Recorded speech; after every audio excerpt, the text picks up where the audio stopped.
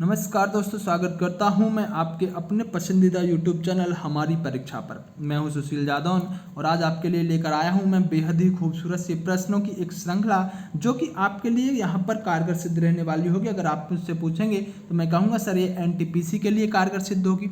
उसके अलावा एनटीपीसी के भी अलावा हम कह सकते हैं कि रेलवे ग्रुप डी के लिए कारगर सिद्ध होगी। उसके अलावा चाहे आप उत्तर प्रदेश दरोगा भर्ती में परीक्षा देने की चेष्टा कर रहे हो या आप जेल वार्डन में परीक्षा देने की चेष्टा कर रहे हो, और दिल्ली पुलिस के लिए भी बहुत महत्वपूर्ण यह 10 प्रश्नों की श्रृंखला होगी।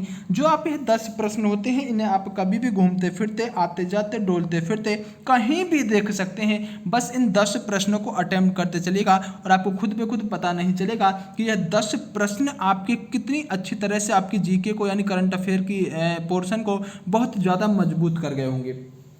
तो मेरे प्यारे दोस्तों, आप इन 10 प्रश्नों को ऐसे समझ लीजिएगा कि बहुत मेहनत से इन 10 प्रश्नों को, महत्वपूर्ण 10 प्रश्नों को, मैं कहूँगा महत्वपूर्ण 10 प्रश्नों को यहाँ पर निकाल कर लाया जाता है। आपका ज़्यादा समय जाया नहीं करूँगा, सिर्फ मैं इस बात को हर बार बताता हूँ कि प्रश्न बहुत ज़्यादा महत्वपूर्ण होते हैं। 10 प्रश्न हैं, कभी भी देख लीजिएगा। आज के पहले प्रश्न पर आते हैं और प्रश्न में क्या पूछ रहा है कि किस राज्य में यहाँ पर पर्यटन को बढ़ावा देने के लिए नदियों में क्रूज चलाने की यहाँ पर शुरुआत की गई है। नदियों में अगर क्रूज चलाने की यहाँ पर शुरुआत की गई है तो वह कौन सा राज्य है, इस बात को आपसे पूछना चाहता है। आप सभी जानते हैं कि ऐसा करने वाला जो राज्य है वह कौन सा है। उड़ीसा यहाँ पर ऐसा करने वाला राज्य रहा है। तो राइट आंसर क्या होगा? डी हमारा यहाँ पर राइट आंसर रहा होगा। अगले प्रश्न की तरफ आते हैं और अगला प्रश्न में आपसे क्या जानना चाहता है। दूसरा प्रश्न है और बड़ा ही महत्वपूर्ण अच्छा प्रश्न है। आपसे पूछना चाह रहा है प्यारे दोस्तों कि हाल ही में किसे मरणों उपरांत भारत के राष्ट्रपति के द्वारा सर्वोत्तम जीवन रक्षा पदक से सम्मानित किया गया है। अंदाजा हो गया होगा प्रश्न कितना महत्वपूर्ण हो गया है यहाँ पर। यानी किसी व्यक्ति को मरणों उपरांत भारत के राष्ट्रपति के द्वारा सर्वोच्च जीवन रक्षा पदक से सम्मानित किया गया है। इंपोर्टेंट प्रश्न है, थोड़ा सा इसको मस्तिष्क में सेट करने की कोशिश करेंगे। तो आप सभी जानते हैं कि यह पदक पाने वाले जो यहाँ पर व्यक्ति हैं, आप इन्हें जगीर सिंह कह सकते हैं। तो राइट आंसर क्या होगा? जगीर सिंह यहाँ पर राइट आंसर रहेगा, जो कि यहाँ पर राष्ट्रपति जी से यहाँ पर यह पुरस्कार पाने वाले व्यक्ति रहे हैं। तो आप बिल्कुल भी एग्जाम में इस प्रश्न को गलत नहीं करेंगे और राइट आंसर जगीर सिंह देकर आगे बढ़ गए होंगे। अगले प्रश्न की तरफ आते हैं और महत्वपूर्ण प्रश्नों की श्रृंखला में आप आगे बढ़ेंगे। आप जानिएगा यहाँ पर अगले प्रश्न में कह रहा है, अगले प्रश्न में आपसे बात कर रहा है कि नए खुले अंतर देशीय नदी प्रोटोकॉल मार्ग का संचालन त्रिपुरा और किस देश के बीच हुआ है। तो आपसे पूछ रहा है कि जो नए खुले अंतर्देशीय नदी प्रोटोकॉल है, इसका यानी मार्ग का संचालन त्रिपुरा ने किस देश के साथ किया है, इस बात को आपसे पूछना चाह रहा है। हालांकि आप इसका सभी राइट आंसर जानते होंगे, क्योंकि यहाँ पर त्रिपुरा किसके साथ करेगा? त्रिपुरा करेगा कि जो उसके पड़ोसी देश रहा होगा और उसका खास संबंध रहा होगा। आप एक बात और भी जानते हैं कि त्रिपुरा जो है 3 तरफ से, यानी कि यहाँ पर कह सकते हैं बांग्लादेश से घिरा हुआ राज्य है। तो हम कह सकते हैं कि यहाँ पर इसी के साथ इसने यह समझौता करने का काम किया है। राइट आंसर क्या होगा? बांग्लादेश यहाँ पर राइट आंसर रहने वाला होगा। अगले प्रश्न की तरफ आते हैं और जानते हैं अगले प्रश्न में आपसे पूछना क्या चाह रहा है। तो देखिए प्रश्न बहुत शानदार सा है, क्योंकि प्रश्न यहाँ पर केशवानंद भारती से संबंधित है, जो पॉलिटी में आपके लिए बहुत ज़्यादा महत्वपूर्ण एक विषय रहा है, एक केस रहा है। पूछ रहा है कि हाल ही में केशवानंद भारती का निधन हुआ है। उन्होंने 1972 से 1973 में किस राज्य की भूमि सुधार कानूनों को असफल चुनौती दी थी। यानी कि आपसे बहुत बेहद ही और बेहद ही यहाँ पर डीपली प्रश्न पूछना चाह रहा है, केशवानंद भारती का किस राज्य से संबंध है जब इन्होंने 1972-73 में भूमि सुधार कानून की एक असफल चुनौती इन्होंने देने का काम किया था। तो आप सभी जानते हैं केशवानंद भारती का जो संबंध रहा है किस राज्य से रहा है। अगर मैं आपसे पूछूं तो आप कहेंगे सर केशवानंद भारती का संबंध केरल राज्य से रहा है। राइट आंसर क्या होगा? केरल यहाँ पर राइट आंसर रहने वाला होगा। अगले प्रश्न की तरफ बढ़ते हैं, जानते हैं अगले प्रश्न में आपसे क्या पूछना चाह रहा है। 5वां प्रश्न है और टेनिस से संबंधित प्रश्न है, इसलिए आप इसको तो जरूर अटेम्प्ट करेंगे। पूछ रहा है आपसे 5वें प्रश्न में कि हाल ही में किस देश, यानी कि हाल ही में किस टेनिस खिलाड़ी को यूएस ओपन से अयोग्य घोषित किया गया है। कितना महत्वपूर्ण प्रश्न होता है, मतलब एक खिलाड़ी को यूएस ओपन से अयोग्य घोषित कर दिया गया, और वह व्यक्ति कौन है जिसको यूएस ओपन से अयोग्य घोषित किया गया है? क्या वह सोनिया मिर्जा है? बिल्कुल नहीं हो सकती। रोहन बोपन्ना है? बिल्कुल भी नहीं। गैब्रिएला नाम के व्यक्ति हैं? नहीं। तो राइट आंसर जो रहने वाला है कि हाल ही में नोवाक जोकोविच को यहाँ पर टेनिस खिलाड़ी यानी यूएस टेनिस ओपन से इनको यहाँ पर अयोग्य घोषित किया जाने का काम किया गया है। राइट आंसर क्या होगा? नोवाक जोकोविच।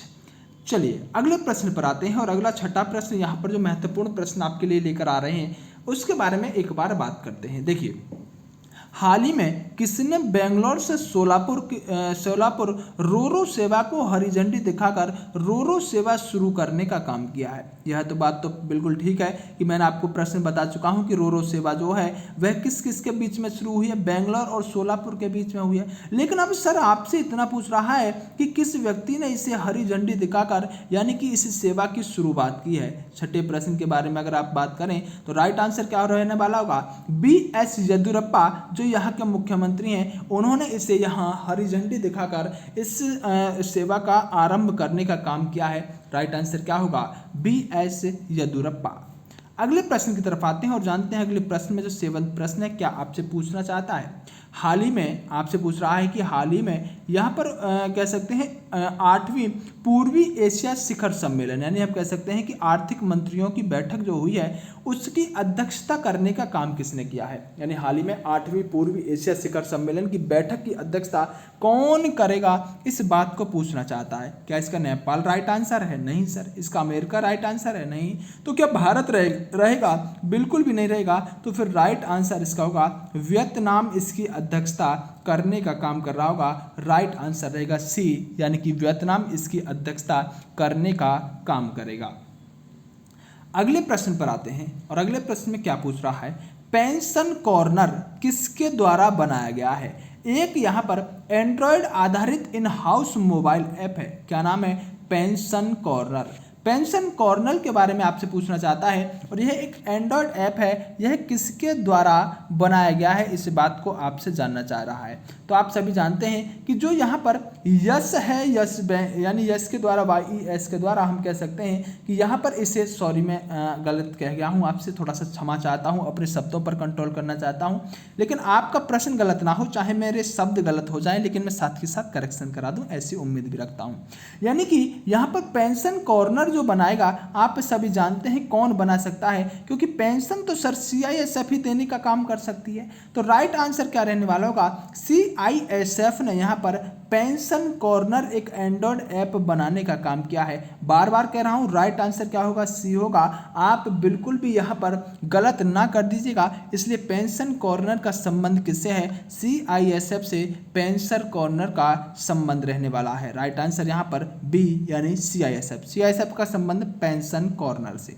चलिए अगले प्रश्न की तरफ आते हैं। 9वें प्रश्न में क्या जानना चाहता है?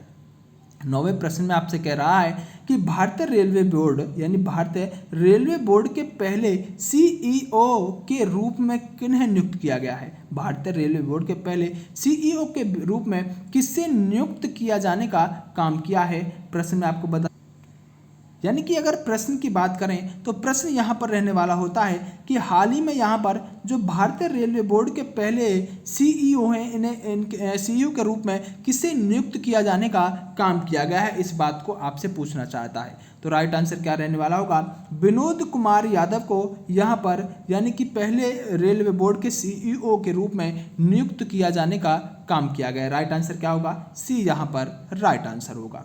आइए 10वें प्रश्न की तरफ आते हैं और 10वें प्रश्न में क्या आपसे जानना चाहता है, जरा एक बार पढ़ते हैं। राष्ट्रपति श्री रामनाथ कोविंद यहाँ पर उनके द्वारा किस बल के कर्मियों को वर्ष 2020 के लिए रक्षा पदक से सम्मानित किया गया है? यानी 2020 के लिए राष्ट्रपति रामनाथ कोविंद जी के द्वारा यहाँ पर रक्षा पदक से सम्मानित किया जाने का काम किया जाएगा। तो वह कौन से बल के कर्मी होंगे, इस बात को आपसे जानना चाहता है। आप सभी जानते हैं RPF के यहाँ पर इन कर्मियों को रक्षा पदक से सम्मानित करने का काम करेंगे रामनाथ कोविंद। राइट आंसर क्या होगा? रामनाथ कोविंद इस काम को करने का काम करेंगे। RPF को यहाँ पर रक्षा पदक से सम्मानित किया जाएगा। अगले प्रश्न की तरफ आते हैं। 11वां प्रश्न बेहद ही शानदार सा है। पहले प्रश्न पढ़ते हैं, उसके बाद जानेंगे इसके बारे में। केंद्रीय मंत्रिमंडलों के द्वारा जम्मू कश्मीर राज्य के लिए राजभाषा विधेयक को कब मंजूरी मिली? आप जानते हैं मैं बार बार डिस्कस कर रहा हूं, 5 भाषाओं को यहाँ पर राजभाषा के रूप में मान्यता देने की बात की जा रही है। तो आपसे सिर्फ एक ही बात पूछना चाह रहा है कि सर कब इनको यहाँ पर मंजूरी मिली थी, इस बात को आपसे जानना चाहता है। तो आप इसका राइट आंसर क्या लगाएंगे? 2 सितंबर वह समय था जब यहाँ पर इस भाषा को, इस विधेयक को यानी कि हम कह सकते हैं मंजूरी मिलने का काम किया था। राइट आंसर क्या होगा? 2 सितंबर।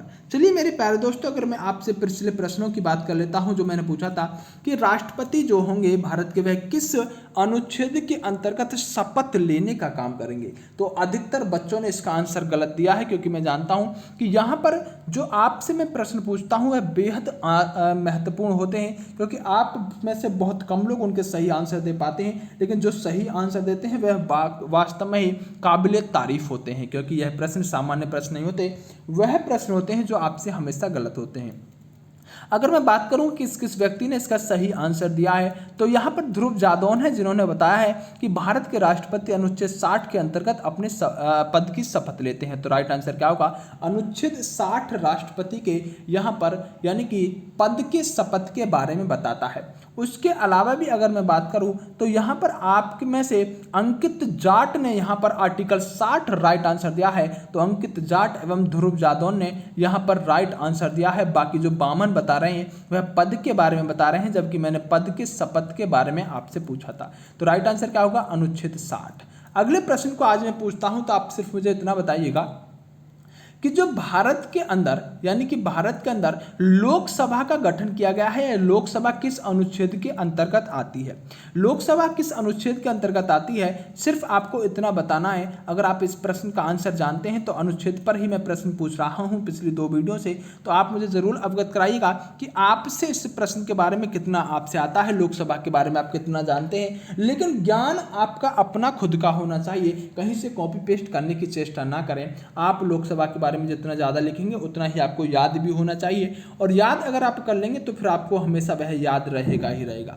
चलिए मेरे प्यारे दोस्तों, आज की वीडियो को यहीं समाप्त करते हैं। आप सभी को उज्जवल भविष्य की शुभकामनाएं मेरी तरफ से। आप हमेशा आगे बढ़ते रहें।